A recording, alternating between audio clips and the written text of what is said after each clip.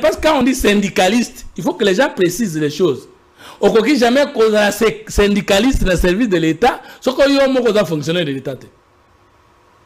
Parce que syndicat, ils sont opposés à patronat. Tout ça, il y a des choses. Patronat, et ça, bateau, kambabaninga bateau, peut ba kofuta bango. Les compteurs, et ça, syndicats ou les salariés, bateau ba kofuta ma même balingi ba conditions de travail na bango ça nini, et ça l'améliorer.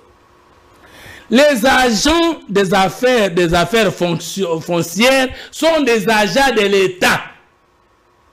Maintenant, Madame Akazia prend la décision, ministre de l'État en charge des affaires foncières, prend une décision, parce qu'un arrêté est une décision d'un ministre. Un décret est une décision d'un premier ministre. Une ordonnance est une décision d'un président de la République ou chef de l'État. Ça, c'est le science pour. Arrêter une décision du ministre. Maintenant, ordonnance, c'est une décision au président Azui. Mesure au président Azui. Maintenant, Madame Akazia prend un arrêté pour Nangaï, en tant que politologue, arrêté portant mesure d'exécution de respect des lois qui existent. Pas un arrêté portant annulation ou violation, il y a mis quoi ça. Donc, on a un article premier. Arrêtez en Ouango. Un strictement interdit sur l'ensemble du territoire national le morcellement des parcelles dans les agglomérations urbaines opérées à l'initiative des particuliers. C'est ça l'article premier. Et Pekisami Nambo Kanabiso Mobimba. Kokata ba parcelle biteni surtout na Bingumba, c'est-à-dire ville, hein? Urbaine ici c'est ce qui a statut et sous l'unité. Na initiative des particuliers, c'est-à-dire il n'y a que les autorités de la République conformément aux lois ne ba koki kokata mabele. Mais je voudrais que Batouba comprendre. Pour na bofandi na biso na mokiri tozali na eloko ya liboso babenga na science politique aménagement du territoire et ça cours d'option na science politique elinkoloba koyeba kopesa eteni ya esika mboka eza ya batu to mabele na bango lolenge ni bakoki ko occuper yango na kati na yango kokoma ti na urbanisme koyeba esika ni bokoki ko vanda pe esika nini bokoki ko vanda te peko yako bimana habita et tongeri nini boko sala. L'État n'existe pas au Congo. N'est-ce pas tu vas comprendre. Urbanisme azotala au kotonga te au kotonga. Habitat kotala soko zo koma en Égypte patron va voyager. Ozo mona tozo koma na Suisse. Ozo mona tongeri na bango nezo yambayo. Kuna tozo tala beauté. Kuna tozo tala qualité, puis nous tozota la espace, puis nous tozota la espace vert, nous sommes na kawana nde yango wana ezalaka urbanisme habitat na affaire foncière. Quand affaire foncière il y a un urbanisme te ya koloba nayo, parce que urbanisme na peut exemple mo bato comprendre. Bozo na quartier moko boye. Soki l'État sala lotissement te bozo vanda na liwa. Lotissement ça veut dire l'État mutakoloba awa bato bakoki ko vendre. Babengi ba topographe basali plat directeur d'urbanisme avant de vendre. Na kati aménagement du territoire déjà. Tango balobi, baloti ça veut dire bapesi par exemple 20 sur 20, ne parcelle na ça ou 20 sur 25 selon l'état lingi. Bapesi ba numéro cadastral. N'est-ce pas? O ezali lopango na numéro na yango pour ne vendre. Moto ya faire foncière yazo ya te kotala esika bokotonga to bokotonga te. Moto urbanisme yazo yande kotala esika ni bokotonga te esika ni botongi te. Habiter zo ya kotala quartier wana na ndenge ezali nde basali lotissement moto moko te akotonga ndako ya 5 étages à 5 niveaux po akobanda komona na kikoso ya baninga. Nebite zo webi kida ba quartier soki mboka eza normal. Soko otongi ndako ekoki koleka na 2 niveaux te. Ça c'est l'urbanisme. N'était pas toi comprendre. Ça c'est l'habitat. Pardon, ça c'est l'habitat. Yango na lobi ke na kendaka comment na l'état na poto na monnaie à sens inverse et au découvrir. Est-ce que Mokanda wana to peut arrêter un ministre na opinion et téléménami mingi tango bayoki que ministre a pekisi bato bakata mapango na Kinshasa ba mesana aux 8 mois 20 sur 20 na yo moto atongi ndako et que ces conséquences nango ezani conséquences nango ezali construction anarchique ezali nini bato azoka anarchique lingolo ba kosomba ya koyiba non eza kosomba à l'absence de l'autorité. Parce que anarchique, ça veut dire absence de l'autorité. Anarchique, c'est une sens en dehors des normes. Mais qu'on peut s'en promiscuité, et qu'on peut s'en pollution, et qu'on peut s'en insalubrité. Naya koleka wapi, Singapour koleka wapi, batu bakokufa bakangami na Singapour, batu bakokufa na inondation. Mais nous connaissons parce qu'il n'y a pas parfaite existence de l'État entre les affaires foncières, l'urbanisme et l'habitat. Différence n'a pas ces années. Habitat, c'est tongerina, exploitation espace. Urbanisme, c'est état les risques. Qu'est-ce qu'il y a? Beaucoup de vendre. Par exemple, ceux qui ont plan directeur d'urbanisme était. Nous avons place pour on a les lots pour tongita à 5 niveaux. Il y a 10 ans, et là que na marécage nancé. Mais na marécage on a avec kotambola ya bateau et comme il a 20 mètres. Yo tango zo lingo tonga étage à 30 mètres et 30 niveaux likolo. Yo zo yebate ke et si quand on a dans ces marécage. Au moins quitté na côté nini badako mungo ezala ke vandi après 2 ans ezindi. Ça c'est l'urbanisme. Mais wokotonga lolenge nini, mulai andako ndenge nini, ça c'est l'habitat. Mais mabelo ekoki kotonga ma autorisé par l'État. Mabelo ekoki kotonga ma apprécié par l'urbanisme. Nani akoye bisa ndenge nini ko exploiter mabelo wana, c'est l'affaire foncière. D'où siko yoka siko esengela ki pe habiter ilanda pour que maman ngai nazoya bien yoka siko. Tu vas comprendre mal les camps. Tant que tu as la caillou mabele, nanani, chef coutumier, nanani, na moto avec na lupango liboso. Ils ont la mabele na bangote, faut que nous tang article 50 de la loi code foncier. Nzo kande tango kei na cadastre, mukanda liboso basenga kanini demande de terre. Ozo senga terre nanani. Landa su comme mal les camps. Mobeko.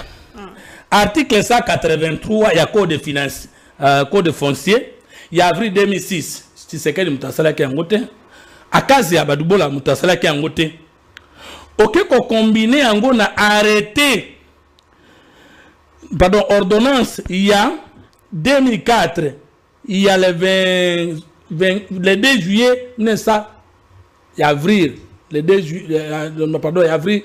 1974 ngana no nazasoki na bambula misa topamba osangisi yango tala ndenge komami article 184 nani azali kolo mabele pe akoki kopesa yango na moto bolanda très bien 1 parlement ndaza na droit ya kopesa moto mabele nyonso ezali plus ou moins 2000 hectares.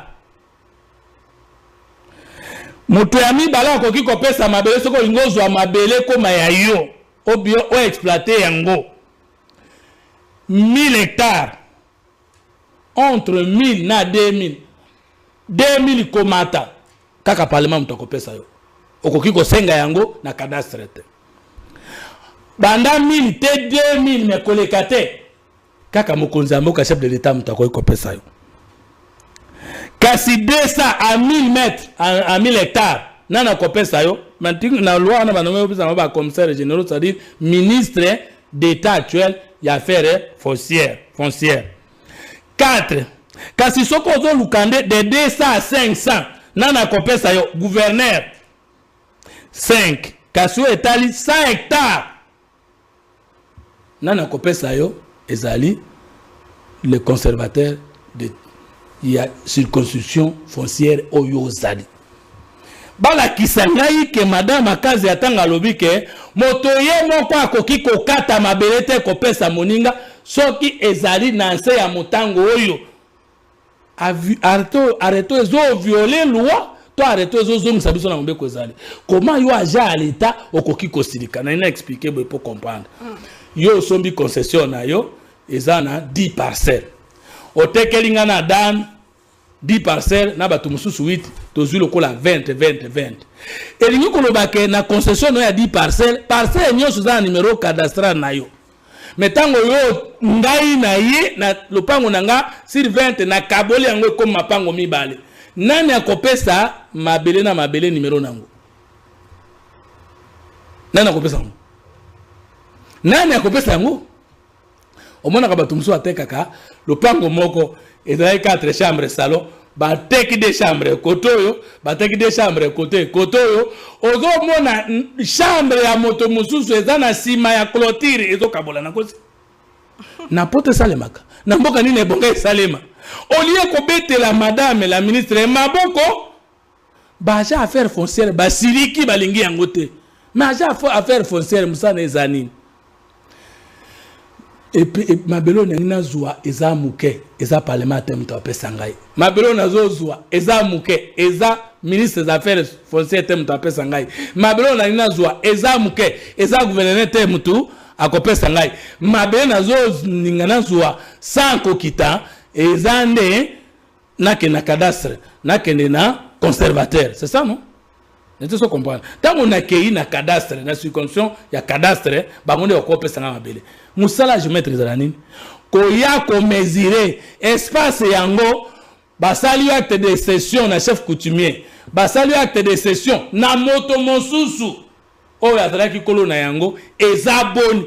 Musala na bango ezali ko mesurer pe ko kende ko senga yo oyo sengelo futa pona l'état et puis ko pesa numéro cadastral na yo. Ko agent ya l'état akomi ko telemela arrêter ya l'état ya kozongisa l'état na nzela ndenge sale makandenge nini. Quel peut être l'intérêt de ces agents là de l'état? Et kozoka musanga.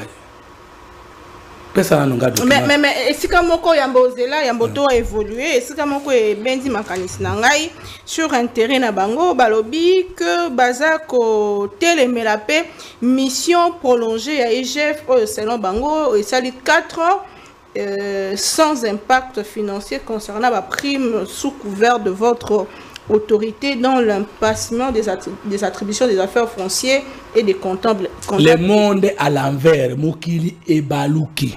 Mais avant de sa réponse, on a dans l'article 4. Il a arrêté un ministre Akasia. Il est interdit au chef de division des cadastres d'octroyer des numéros cadastraux et aux conservateurs des titres immobiliers de signer des contrats de location et d'établir des certificats d'enregistrement sur des parcelles dont la superficie viole les dispositions des articles 2 et 3 ci-dessus. Asali mabeni. Mobeko elobi boye, bino bozo sa le contraire, bo sungalete za la malam, le losoko kena kitambo. Moto asa asimbaka mikanda ya bamapango ya batu. Mais le loso qui madame akazi aya kate balinga ki bazala toujours locataire et na condition ba bureau nini alors que ba héritage ya bana bato abakoko bato epandi wana na ye bakate tala mboko tango ebando bonga bakonzi bakoya ko bongisa bakomona na miso ya bato baza mabe koleka miibi ya lobi parce que bato bayibi l'état te ce qu'on a répondre à la question non zunga mutangi nayo bongo bato bakamwa. Parmi les revendications à Bango, il y a grève. La mission prolongée à IGF, il y a 4 ans sans impact financier dans la prime. Mission à IGF est nini.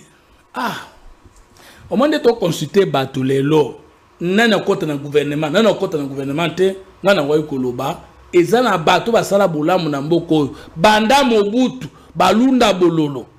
Ba Mamadou Ndala soka azalaki na bomoy ba ifefa manjo ba yiba mbongo l'état te ba Jules Alingete ne batali ko soto ngeto vandi sato bazebele na tous les régimes bazalaki ne bazalande belete to ko consulter bango mitema na bino ebeta kandenge nini bino bobota makana tanga Mobutu soit bokola kana tanga Mobutu bomona Mobutu bomona Kabila père bomona Kabila fils bomoni Félix Tshisekedi baninga bazo yiba baninga bazo détourner yo alingete olingaka koyiba te pona nini bolingo yo lingaka leta e utaka wapi yo komi likabo ya ba congolais ya malamu ndenge nini yo komi modèle ya bonne gouvernance ndenge nini oliaka nini omelaka nini olalaka wapi Mais regardez, les agents de l'État, c'est qui va souhaiter présence de IGF pour y avoir des sécurité contre la corruption, contre le détournement, contre le fossoyeur de la République. Les agents de l'État va commis qu'au sein absence de IGF. Alors que Mobeko a créé IGF, et puis si IGF ou 3 contrôles. Contrôle a priori, et l'inkoloba. Avant Simba Mbongo, IGF azotala, partir au salaki na komona malamute. Et si quand on a au baki Simba Mbele, mais même produit on a même qualité, sur ma Mbongo Mouke. On peut dépenser bongo te, justifier sur facturation, on peut quitter ça yango. Moussali, vous soyez IGF yangoana. Moussala a mis balai contrôle concomitant. Concomitant, il y a une gestion. Et il y a une gestion avandi, il y a un bando bimisamba, on a libenga, bando dépenser te. Il y a un kota là, ndengeni la kisaki yeke, ba facture za lokutate, mais ndengeni noza ko exécuter yango na ba attribution na yo, ya zaka ali sur l'état pour na kota la kanyaka moibie zalate. Comment un agent de l'État a coquille la revendication, il y a Kobengana IGF, Molandeli Ambongo à l'État, et Gilles Alinguette qui fait unanimement l'exception positive à reconnaissance internationale, s'il vous plaît. Ce que tout ça n'a mokili wapi. Troisième élément, mission IGF Zali, aussi ça qui a affecté Mbongo à l'État. Na bozala ki na contrôle concomitant. Na bozala ki te IGF ya ko tout na comptabilité ya dépenses au salaki. Parce que ba benga na IGF. Est-ce que IGF muta se créer ki to parlement muta créer mboka muta esenge. Au contraire. Et lo ko to ko senga chaque tongo chaque midi chaque pokwa peto ko fukamela nzambe nde apesa mukonzi mboka inspiration davantage ya ko bakisa. IGF peut moi na Gilles Alinguette beaucoup de pouvoir pour na collègue Samibi bango bazo senga yoka balobi et un impact et un impact ça dit 4 ans sans impact sur ba prime na est-ce que ministre affaires foncières à Kazande mutoko pesa ba agent de l'état prime est-ce que ministre affaires foncières ndem mutoko ba sa salaire ya bato autorité budgétaire dans le parlement et comme il a cassé et ce qui m'étonne c'est que même certains membres union sacrée au lieu de défendre cette dame de fer j'assume ce que je dis bangope baza kotinda bambwana bango kokangaye kotingaye communication quel est le message caché de cette communication quelle communication il y a bandegwana kasi ningolo bake bamsu bazosana na nkopo ba yebite comment ça fonctionne. Et puis que l'inko le baja ba mesana ko lia cop ba sentir que ba kangani ba monique mutambo eye donc ije faza na olia na miso na ndengeni alingeta zali yo wana tutarayo olia ndengeni et puis arrêter ya madame akazi ya ezongisi makambo na norme mais or ezobo makongo c'est que tolingi norme te au contraire ngai eloko nazo senga na madame Akazia, pe na ba congolais c'est tout ça la promotion est arrêté oyo to bengisa parce que tout ça na ba circonscription foncière tout ça nango plus de je crois plus de 149 ou plus de 145 na Congo mobimba. J'aurais souhaité et je crois que ça la yango a bengisa ba konzi ya ba circonscription nyo wana ba vanda to tia makoki ya makanisi ya ko conscientiser Bajan na biso nyonso affaire foncière ba comprendre que maman wana ayende ndenge mukonza mboka lobaki na kende kotiela nga ordre na secteur wana et puis azobunda to pesa ye maboko ke to décourager parce que oya sali lelo soke kobité secteur wana ekokufa kaka ekobongate. Moi je souhaiterais que pour peut-être disons pour que votre message porte il serait utile de rencontrer tout ce qu'ils ont ici comme argument qui va à l'encontre de l'arrêté de Madame Akassia. Il y a 14 points, ils évoquent aussi des dispositions légales qui sont violées selon eux. Les ordonnances du 24 et du 20 mars 2024, décret du 24 avril, violation permanente de l'article 21 de la loi numéro 16, détournement, confiscation du droit et pouvoir des experts du cadastre fiscal. Je pense que pour que votre message soit, il faudrait qu'on puisse aller dans tout, dans quelques, pas tous, mais peut-être qu'on ne pourra pas être exhaustif, la plupart de ce qu'ils évoquent comme instrument juridique, ça pourra justement éclairer la lanterne, peut-être. Si vous prenez l'arrêté, parce que avant libellé et arrêté, il y a tout corps et arrêté, il y a Ezra c'est écrit quoi? Arrêté ministériel numéro 0022. Il y a maman Akazia Badumbola, ministre d'État, ministre des Affaires foncières, vu la Constitution, vu la loi, vu l'ordonnance numéro 24 du 28 mai 2024, vu l'ordonnance numéro 24, nous sommes allés. Dans la coloba que nous avons violé, c'est une chose, qu'on prouver, c'est une autre. Donc, nakanisi que monsieur Koya, donc on vend de la 13 revendications. Mais si quand on a moni, sagesse ya malamu na maman kazezali que malgré kaza nanzela, ma toi na ye fungwami na revendication ya ba syndicaliste wana, abengi bango ba vandi, pe azoko continuer dialogue social na bango. Pour na kolakisa bango que oya zo sa les ari d'abord pour na bénéfice na bango ba kolo l'état. T'as la ministre azane mandataire à l'état, kolo l'état zane fonctionnaire. Comment alors mole kinzela ayena ko na bino ko bongisa bino moko ba kolo ndako bobundisa kaye. Mwana mboka fumuto totorozongela prochainement consultation rapidement en 2 minutes. Déjà pourquoi yo ba consulter aux invitation teto aux amis ko ezali koya. Et pour naza makambo lobate. Oh. Puis nazo remplir les critères. Ba critères ezani ça. Et que c'est bango bato consulter bato bayebi nini bazo luka po bato baloba. Peut-être nga balobi que il y a les caméras de télévision ba point de vue na nyo so yebani. Etalinga ite que le Congo gagne. Vous aurez aimé te consulter aussi. Na boyi peut-être. Siko ne na ganga po ba consulter ngate. Moi je comprends les choses avant qu'elles n'arrivent. Soutenir le président Tshisekedi 3 ans avant l'ancien mandat, plus si moi et Anoyo Zango Ezokoka, c'est combien? Une année déjà demi. C'est 4 ans d'âme. C'est le prix à payer. Pourvu que musale ye banake na sungie pe nazo sungaye oh asirikiri nyo sacré fu mutoto bimite na sala ga revendication te oh mba ordonnance bim etalinga ite chaque chose a son temps. Moi je ne pense pas que batonyo so ba ko consulter bangonyo so ne ba ko na gouvernement. Je ne pense pas que Batonyo soit consulté, Bangonyo sonne baleki Batonyo soit consulté. Je ne pense pas que consultation soit le seul moyen de faire parvenir vos idéaux, vos hydratants ou déshydratants et pas mon cause. Le chef de l'État, Tshisekedi, est le plus accessible. Ce qu'on a posé ça, au commissaire Makambe Panaï, attendant zela émission à Oyokanaï. Gaz un problème te. Ba privilégié au bazo baza bakosa la question qui ba keite ba memela biso sous makelele. Biso na to kende te tozo zele loko moko o koza l'innovation. Innovation est la consultation te tout ça ba consultation depuis 1960 tilelo. Innovation est le gouvernement de l'Union nationale était to tcha ba gouvernement ba kombo nyos sali public large union nationale des warriors tout et loko to boya ezali kaka à la fin de tout nous tombons sur le même type d'homme. Le même type de culture, le même type d'organisation.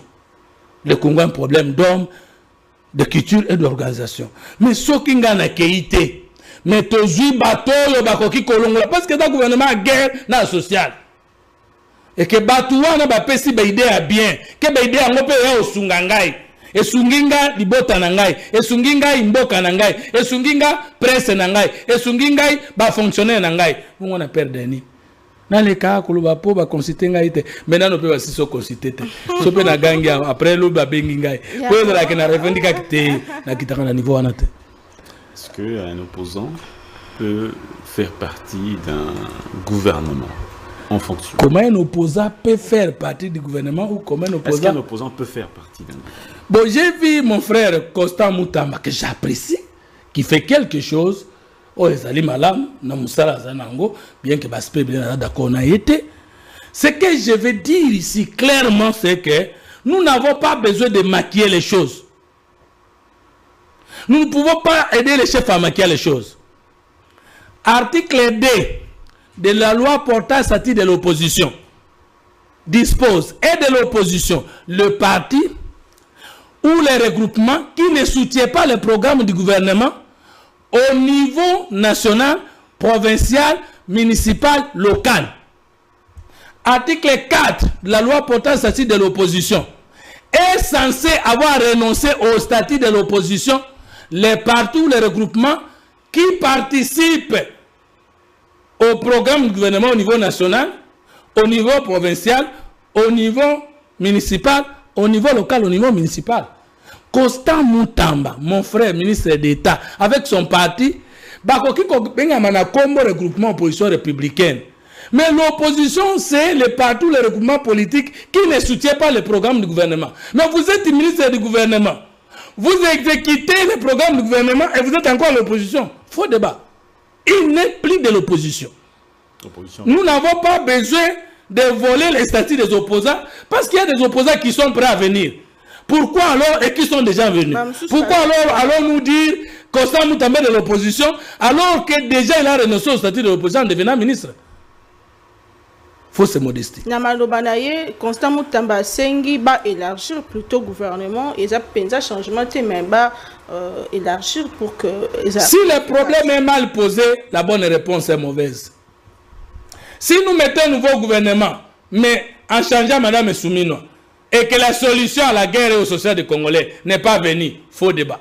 Si nous la maintenons et que la solution à la guerre ou au social n'est pas venue, faux débat. Je crois que le critère, ce qu'on dise, on veut quoi?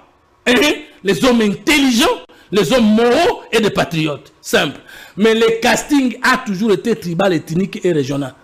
Mais que devient alors C'est ce que nous voulons innover cette fois-ci. Mais ce qui ont innové était quand beau frère, petit frère, grand frère. Les mêmes personnes, tu sais, nous sommes parmi les pays rares. Biso to yebi muto yebi logote, muto yiba kilobi, betozo muna ya matina fonction.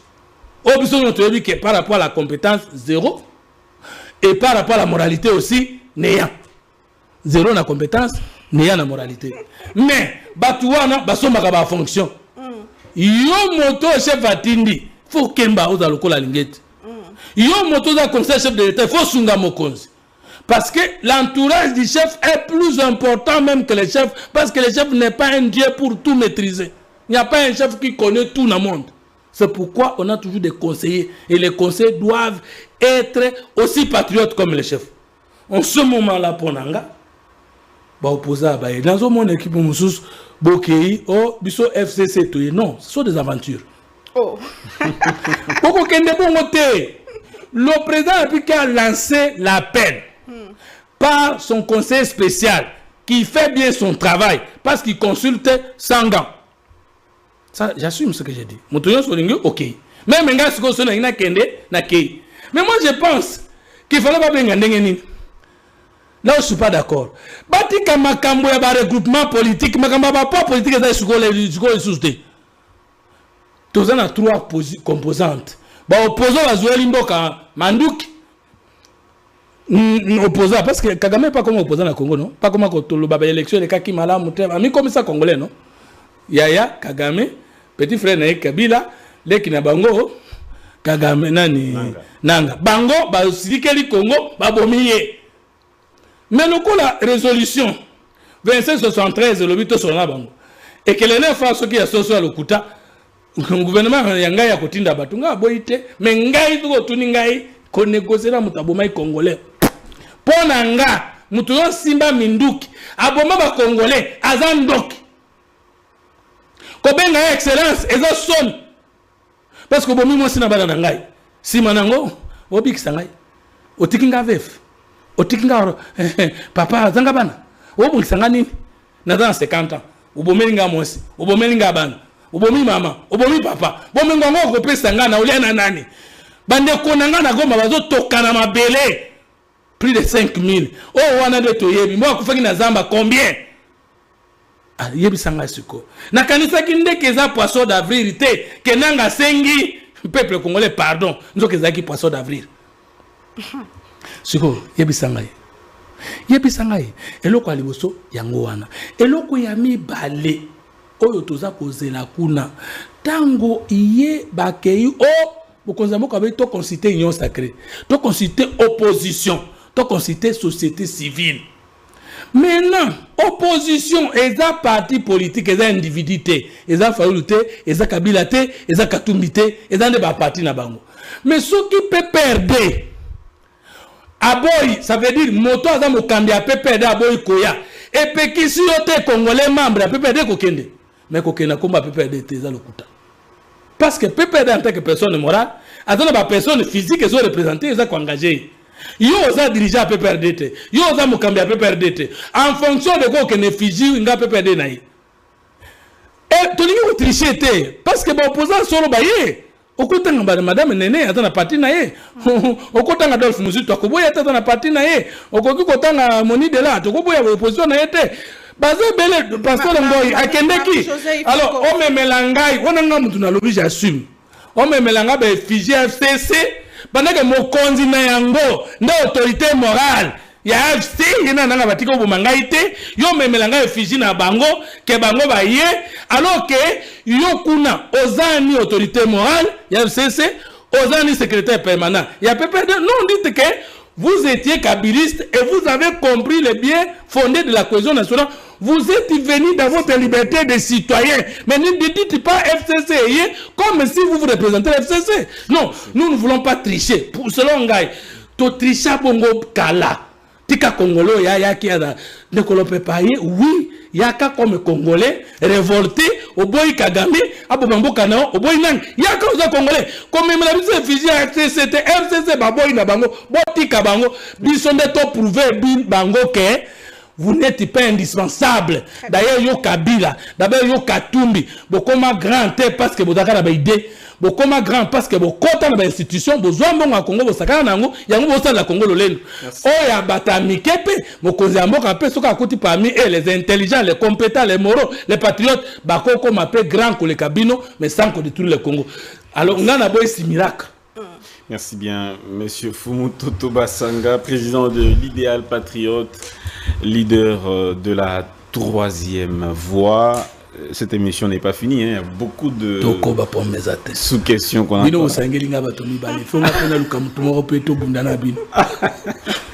Merci beaucoup, merci Marc. Mais il y a une question à Boussanaki. Pourquoi on peut parler de l'ouverture? Mais parce que tous les ministres de Madame Soumino, na yemoko, basali kaka mabete. Je peux vous dire que Madame Soumino a premier sa sali nani sans incident. À part l'incident, le couteau va coller. À cette exception. N'a pas l'impression que Mkoko Samba a bien travaillé. N'a pas l'impression que Madame Nathalie Aziza Mounana a bien travaillé. Akaza Badoubola a bien travaillé. Moutamba a bien travaillé. Parce que vous travaillez, Madame Zatre, que vous 10 sur 10 généralement. N'a pas tant paix. Ministre des Finances, Doudou Famba. Comment on peut outil na poche et foutu par policier nana mobilisé. Alors est-ce que ceux qui va l'ouverture net olengi parce que bino kanisa ouverture kaka po bokota wana bosala nini tolembi